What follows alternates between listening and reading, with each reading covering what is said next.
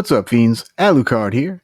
Today, we're digging into Two Evil Eyes, a 1990 horror anthology film directed by two genre titans, George A. Romero and Dario Argento. You'd think this collaboration would deliver a double dose of cinematic terror, but what we get instead feels strangely small. Let's see how evil these eyes get. Two Evil Eyes adapts two stories by Edgar Allan Poe.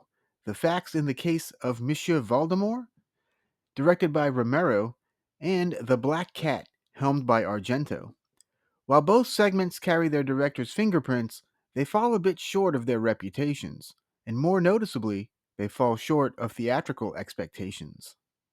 Romero's segment, The Facts in the Case of Mr. Valdemar, stars Adrienne Barbeau, Rami Zada, Bingo O'Malley, and Tom Atkins in a small role as the homicide detective. It is definitely the weaker of the two and feels like it was lifted straight out of an episode of Tales from the Dark Side. In fact, Romero had been working on that very show just a few years prior. The pacing, the lighting, and the production value give it a flat, made for TV quality. The story concerns a gold digger and her lover plotting to take the money of her old and terminally ill husband, Mr. Valdemar. The lover has hypnotized Valdemar to give his money to the wife.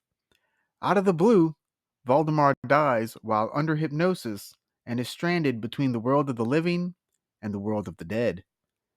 It's got an interesting premise: death, hypnosis, and a con gone wrong, but it's executed with all the cinematic flair of a Sunday afternoon rerun.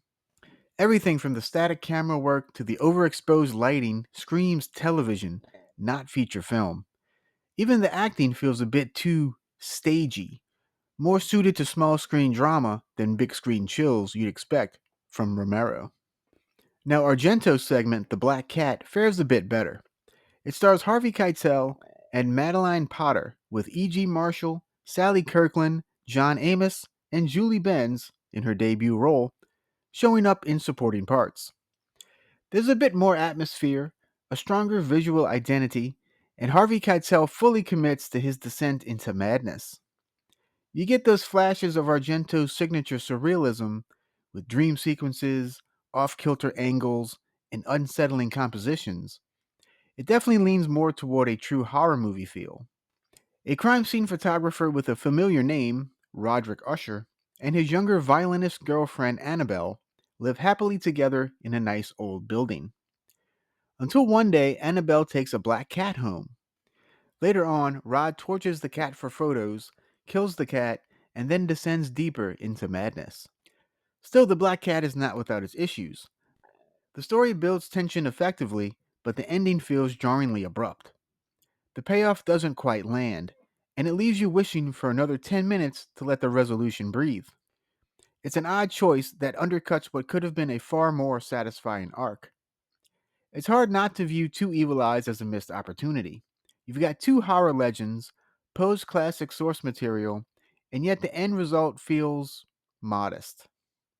Maybe it's budget constraints, maybe it's the format.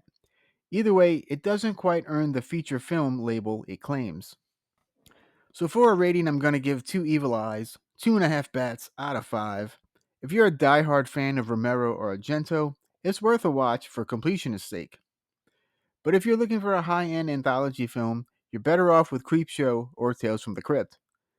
Two Evil Eyes has its moments, but ultimately it blinks when it should stare. You can catch Two Evil Eyes streaming on Fossum, Fandango at Home, the Roku channel, Canopy, and Shudder. Or you can pick up the film on Blu-ray or 4K from Blue Underground.